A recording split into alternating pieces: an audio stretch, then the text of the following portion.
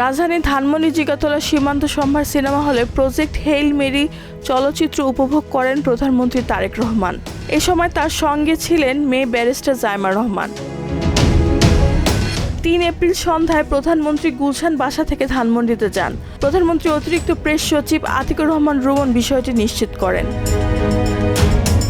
তিনি জানান, ছুটির দিন বিনোদনের অংশ হিসেবে প্রধানমন্ত্রী সিনেমা হলে যান।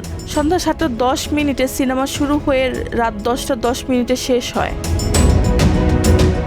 ঈদ উল ফিতর উপলক্ষে মুক্তি পাওয়া প্রজেক্ট হেইল মেরি সিনেমাটি বর্তমানে সীমান্ত সম্ভার শাখায় প্রদর্শিত হচ্ছে।